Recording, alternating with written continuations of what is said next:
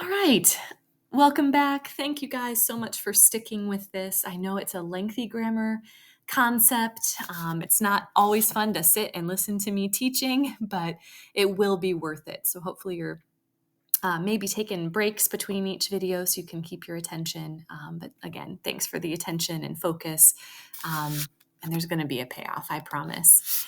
But we had been talking about the direct object pronouns in Spanish, me, te, lo, la, nos, los, las, and specifically where they go in a Spanish sentence and how we use them. The first thing that we noticed is that they have to agree in gender and number. They have to match the gender and number of the noun they are replacing. We had the example, necesito las tijeras. ¿Las tienes? I need the scissors. Do you have them? And the them is replacing scissors, which in Spanish is las tijeras, feminine and plural. So the Spanish word for them, the direct object pronoun, has to be feminine and plural. And then we talked about where do they go in a sentence. So in a sentence like the example where I just have one single conjugated verb, tienes, it has to go in front. The flip side of that is they will never, ever go behind a conjugated verb. So we looked at this example. If the context, the setup is, no leemos el libro en casa. We don't read the book at home. No leemos el libro en casa. And I want to say, we read it in class. I could not say, no leemos el libro en casa, leémoslo en clase. I could not put that lo after the leemos.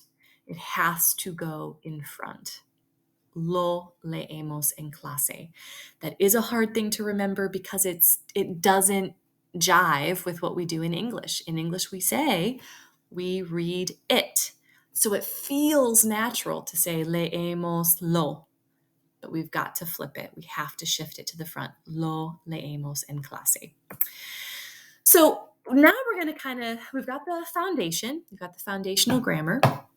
Now we're just going to be doing a little bit of quick practice, just applying this simple grammar concept that we've looked at. So in this left-hand column, I have some feminine nouns, la banana, la guitarra, la bicicleta, la pizza. And then on the right-hand side, I have masculine nouns, el teléfono, el sombrero, el dinosaurio, el diccionario. And I'm going to use these nouns in some really simple exchanges, and you'll just see how the replacement, the gender number agreement, and the placement goes for these pronouns. So we've got Mirza, and she's talking to Paco, and Mirza asks Paco, ¿Tienes la banana? And he's going to say, yes, he has this item. Sí, la tengo. I have it. La is the correct direct object pronoun choice because it is replacing the noun banana, which is feminine and singular. So I need a feminine singular pronoun. ¿Tienes la banana?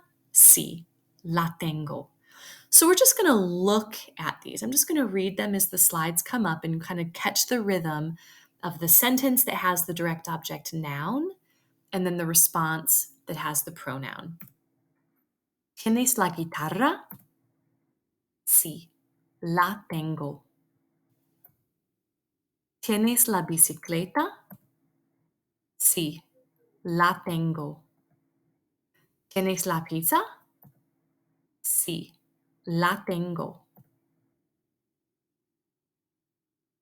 ¿Tienes el teléfono? Sí, lo tengo. ¿Tienes el sombrero? Sí, lo tengo. ¿Tienes el dinosaurio? Sí, lo tengo. ¿Tienes el diccionario? Sí, lo tengo. So we saw there the masculine, feminine, and I'm going to give you a chance to do this yourself. ¿Tienes el sombrero? Lo. Sí, lo tengo. ¿Tienes la bicicleta? La. Sí, la tengo.